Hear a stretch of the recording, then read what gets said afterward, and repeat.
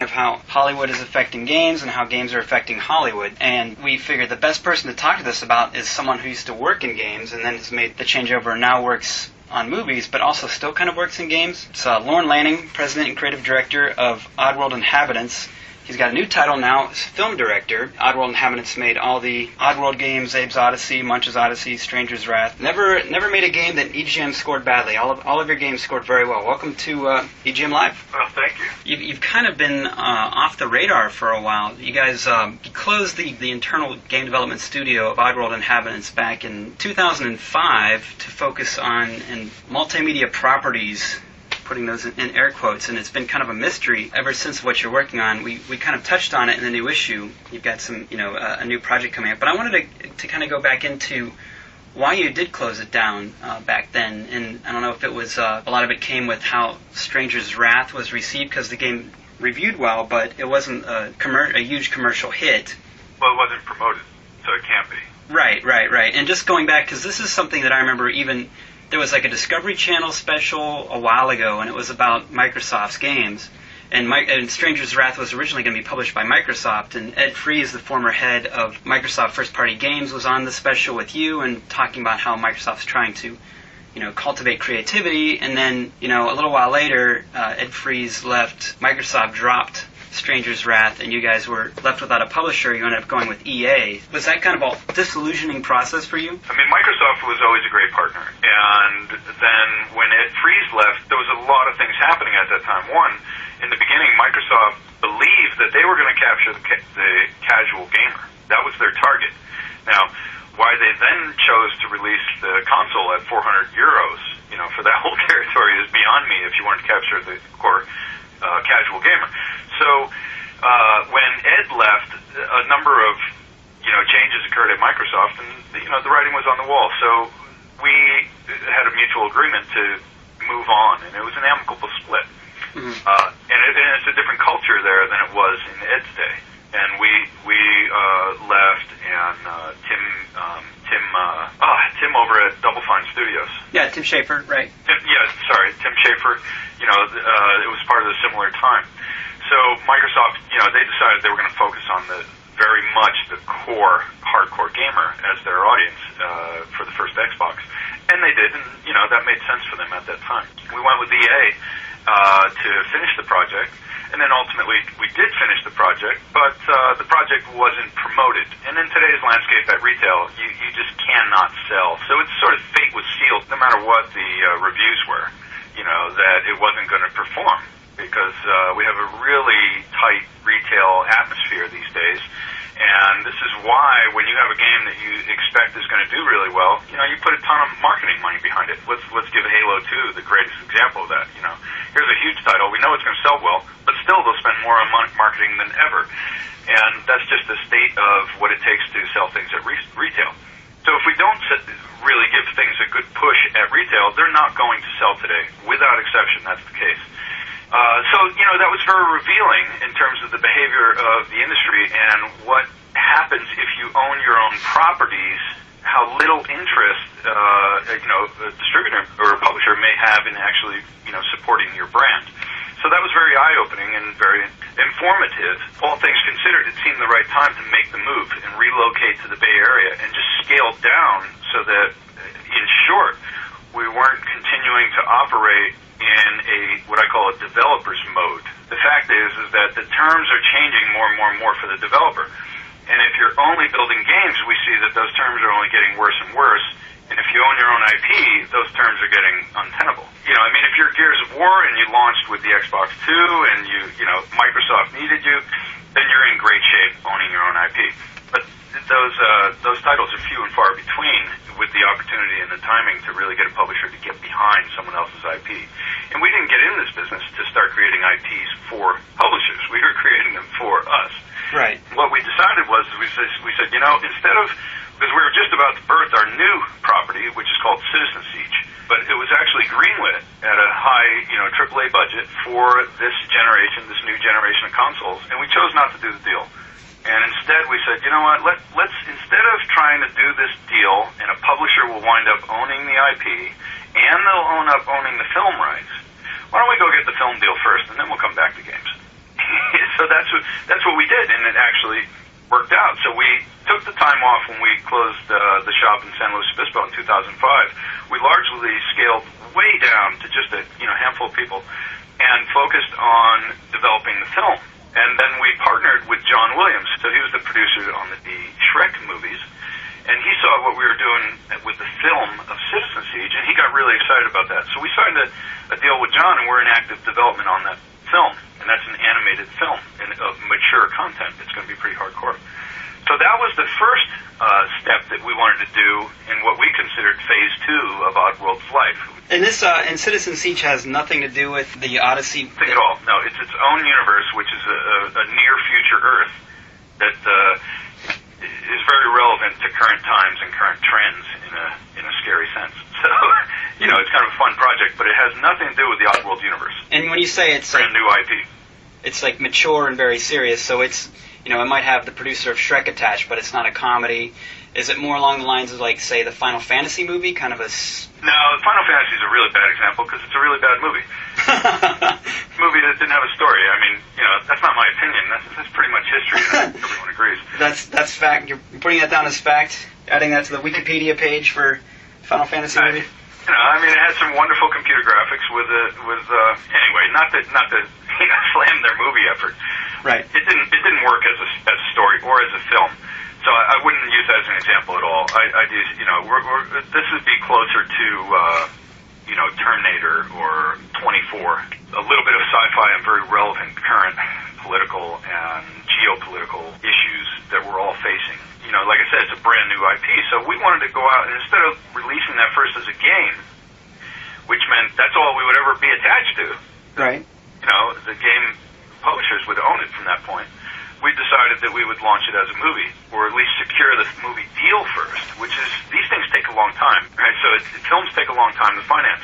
You can get a game financed a lot faster than a film, interestingly enough, provided that you have the right materials for both. Is it because of, like, most games? I mean, games are getting more and more expensive, but we're still talking, $10 to $20 million. Is it because they're cheaper to make, or? Yeah, that's part of the reason, and it's a different type of business, where, film is very much an outsourcing type of business, even if you're in Hollywood. I don't necessarily mean outsourcing overseas as much as, if you look at Bruckheimer's company, or you look at Bad Robot, different film development companies that are creative and producers, they then contract out all of the legwork. They're hiring the film crews once it goes into production. They don't carry a whole big overhead staff. Yeah. Like game companies do. So the nature of these two different industries is very different in that to build games you have to have a production facility. Well, to build movies you don't. So it's just a different way of working. And the budgets for movies are higher. We're targeting at a $40 million budget for the CG animated film. And so that's twice as much money as a game of the high end today that's considered standard for AAA. Right. And as a result, you have an equally finicky climate. You have a lot of skepticism in film financing, just like you have that skepticism in game financing. But you're not carrying that overhead like game studios do. So game studios, you have to really book projects and make sure that you're keeping that staff in place, and most of the work is all being done in-house. Whereas film is more of you contract out. The key companies are either service companies or they're content development companies. Bruckheimer being a good example, or Bad Robot, which is J.J. Abrams' company. They do Lost and other shows, Alias. And so film just takes a long time to finance. I mean, you very rarely hear about a game that someone's been trying to get financed for 6 or 8 years, but all the time you hear that in film. And games are very relevant to the technology play at hand right now, whereas films, you have more of a timeless medium. A great concept could come out in 5 years, and it's not going to matter that the technology has changed.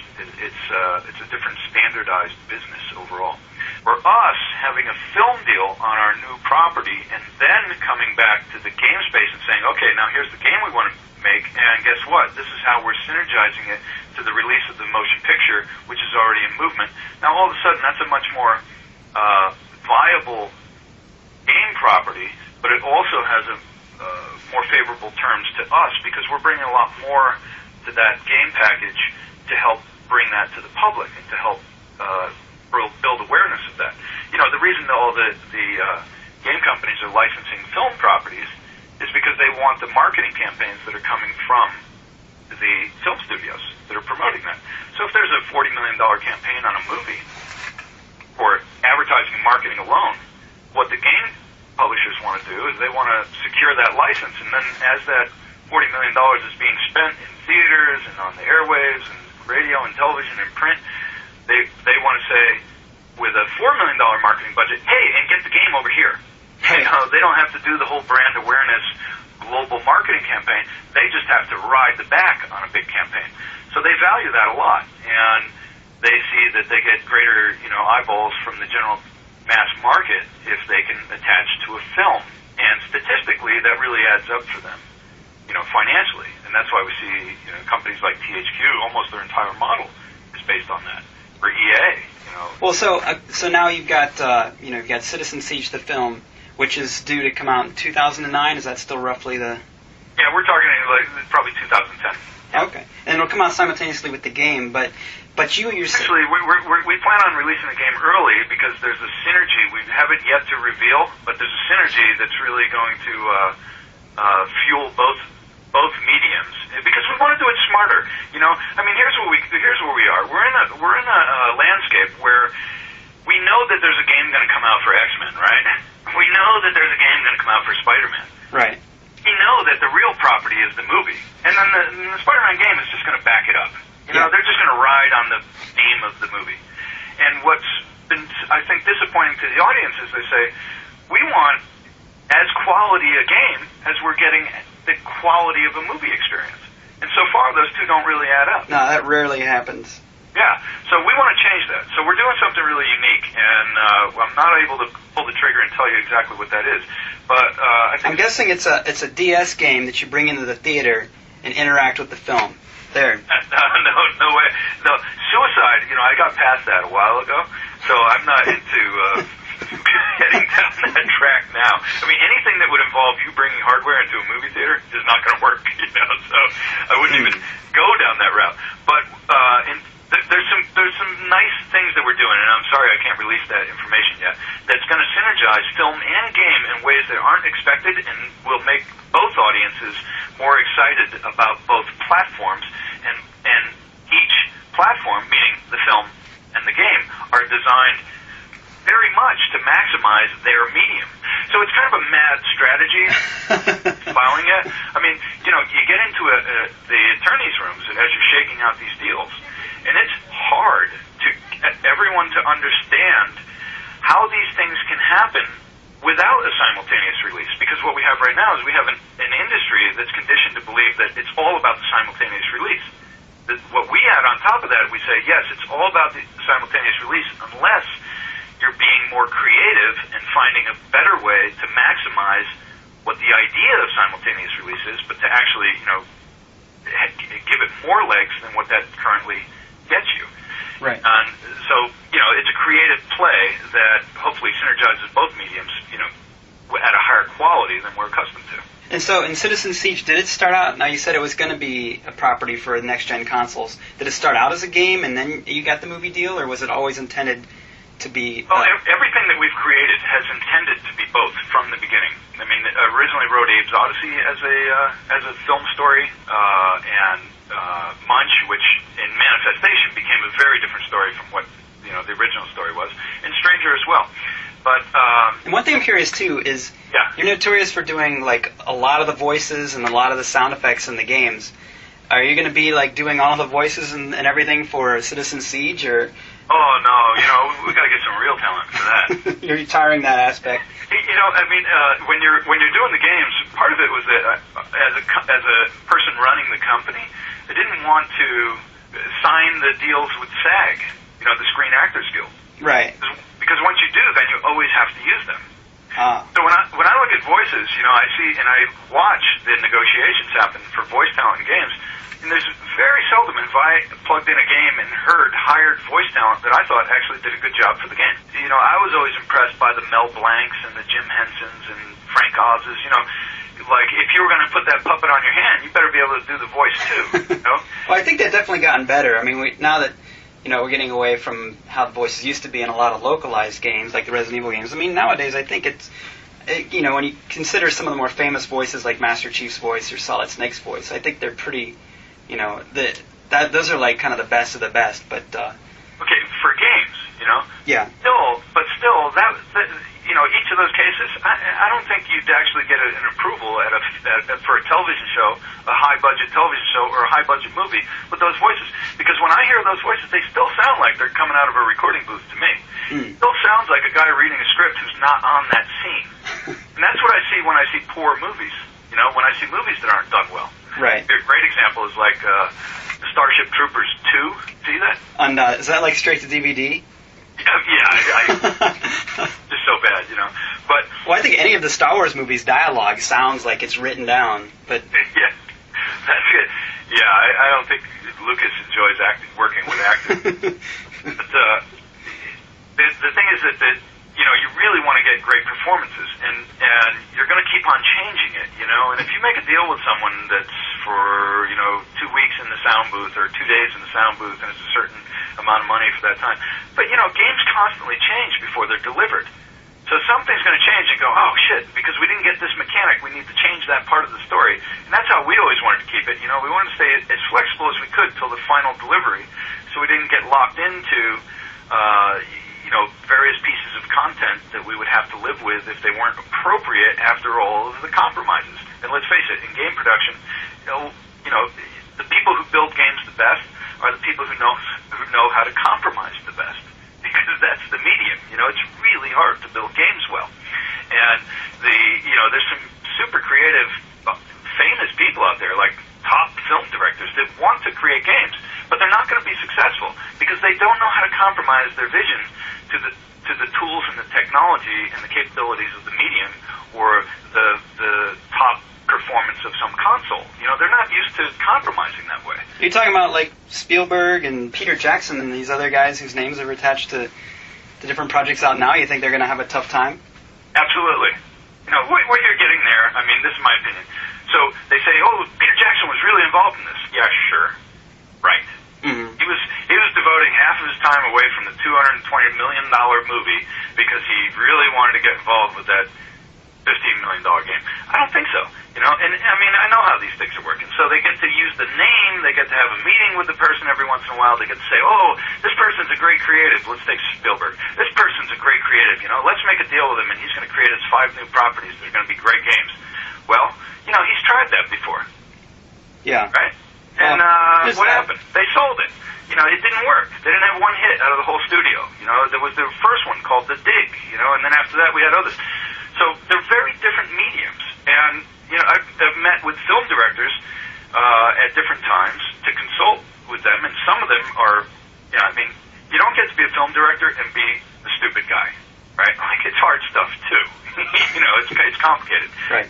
But some guys are smarter than others, and some just think that games are going to be like how films were for them. That in film, let's use an example, a director says, well, I want to do this and this and this, and then he has half the crew tell him, well, no, we should do this. The producer's going, well, we don't have the budget, and he has to really fight, But when he fights, he gets what he wants, and he gets to tell everyone else at the end of the day, you know what, you were wrong, I was right. You guys just give up too easily. I'm here to push you, and that's why we deliver films that audiences like. Well, in games, if you're not really informed and educated and experienced on how games work and what their inherent challenges and limitations are, you're not hip to that, you're going to be in real trouble because you're going to keep pushing, and you're going to keep pushing for things that maybe just can't be done, and maybe aren't where you should be putting your budget, And I've talked to film directors, they want to approach a game like how I did before I understood how games were made.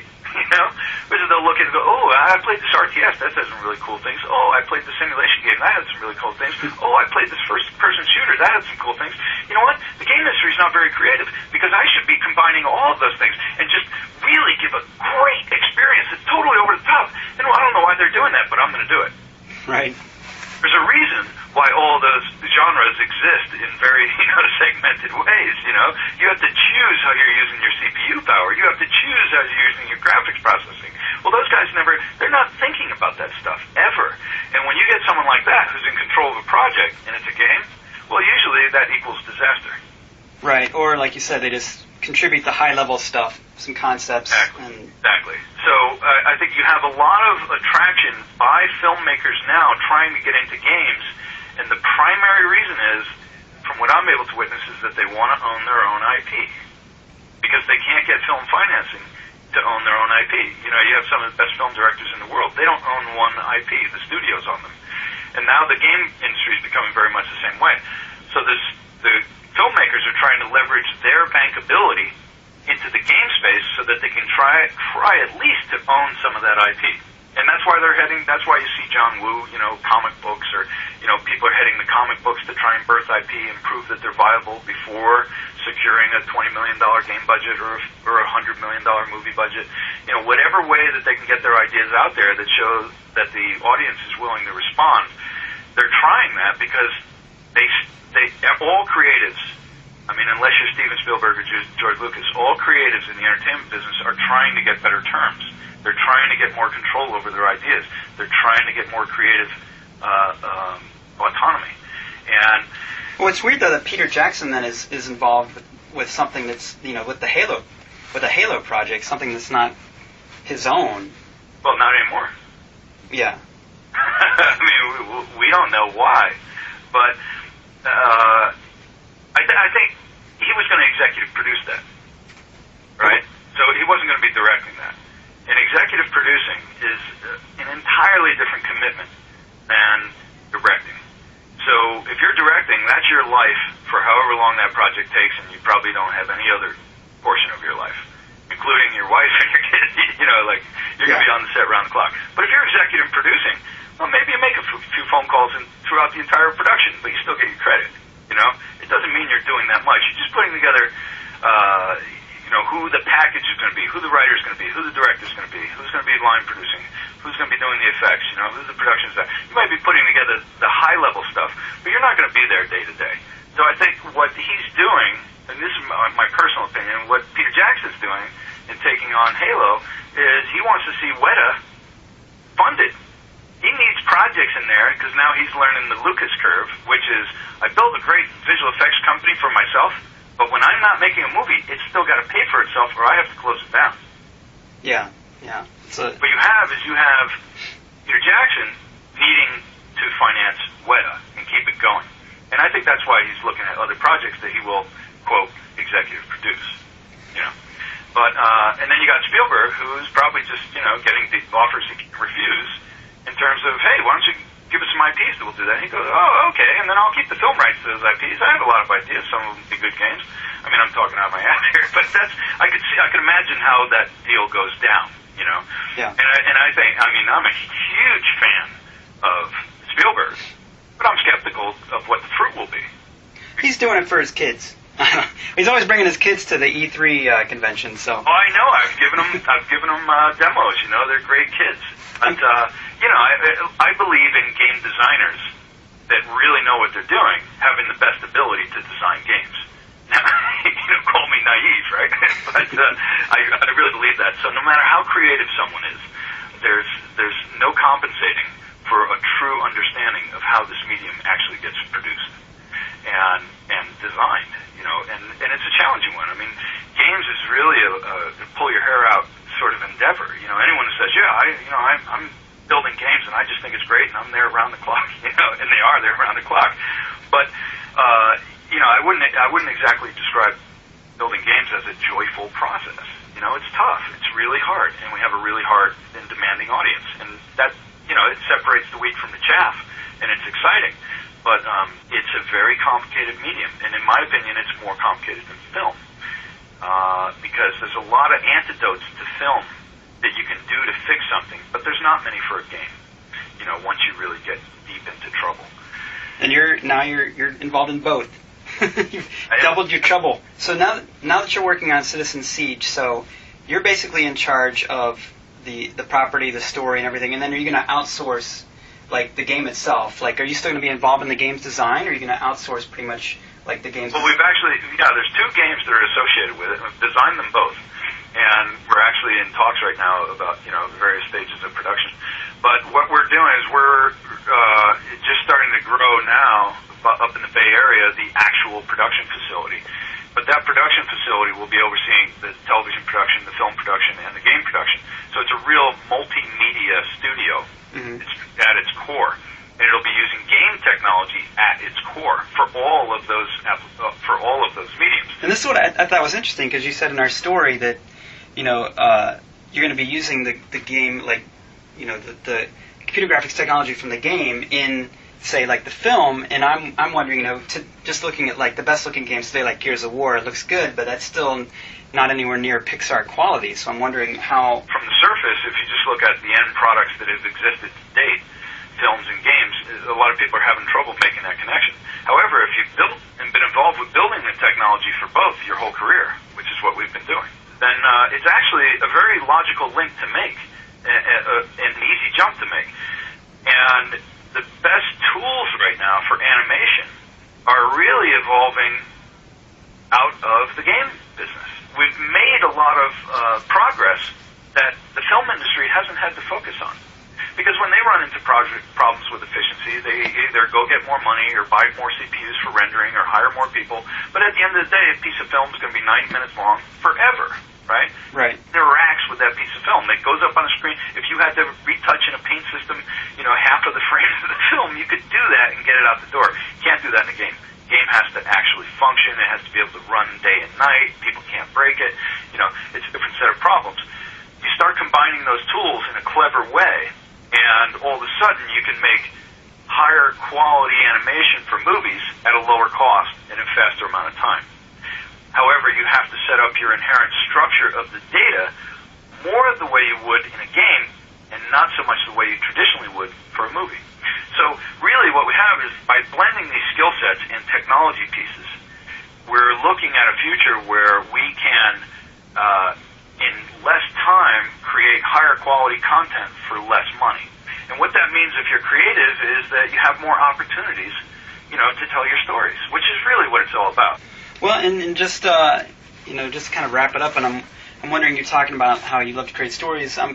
Is there any chance we're going to see any more of the Oddworld universe, or is that? Yeah, but here's what we did. I mean, there's statistics in like the game industry and the game publishers and stuff. They have ways of looking at things, and because of when Stranger wasn't enabled to sell very well, I went, you know what? That's it. I'm not going to launch any more Oddworld titles as Game First, because I'm not going to give them the IP. They're not going to own our IP. They wouldn't pay for what we want for it anyway, and they're not going to take it to where we want to take it to, which is eventually there will be Oddworld movies. We've actually been working on that as well, and putting together the full packages for that. And we we believe in this universe. We don't believe that we created something that was good for a little mid 90s, early 20th century action, 21st century action for the game space, but it's really not a viable property for the full mass market. We believe Oddworld's a viable property for the full mass market. So no game publisher is going to be able to offer us what we would want for that, because the historic performance doesn't validate it. They go, well, you might think it's going to be a Star Wars, but so far it's not a Star Wars. I mean, you've had some successes, you've sold millions of games, but Star Wars is a whole different beast. And we're going, you know what, this is a Star Wars waiting to happen. So we don't want to just go out there and prematurely launch it, or get into situations where we have to sell it, or even be partnered in relationships that don't make sense for it. We want to say, you know what, we really believe in the brand of Oddworld and what we've created, and we've still just gotten started on it. However, it's a different industry today. And because of the conditions of the industry, and because of the business conditions of the industry, we're going to take a different strategy, and we're going to aim in a more unique and creative way on how to leverage our talents more in our favor as we head into the future. So it makes sense for our partners, but at the same time, it doesn't reduce the value of our property, if that's making sense. Yeah, but it sounds like right now the emphasis will be on Citizen Siege, and that'll probably be the next. Yes, Citizen Siege is the first property that we're really blowing out on both platforms, on film and game. And after we've proven that we have a pipeline that handles both of these deliveries really well, really intelligently, and sort of maximizes each rather than just rides on the back of one or the other, then we're looking at, okay, now Oddworld's next. No, that sounds good. I mean, right now you've got the eyes of a lot of developers on you to see how you're going to pull this off, see how it works out for you. Well, I think it'd be, I think, fingers crossed from your lips to God's ears, and I think if we do it, a lot of the excitement for us is that we think that some new business models open up for people that are skilled in these areas, and there's a lot of excitement about that when you talk to different developers and stuff. They want to branch out. And what's incredible is that there is just a ton of talent in the game industry,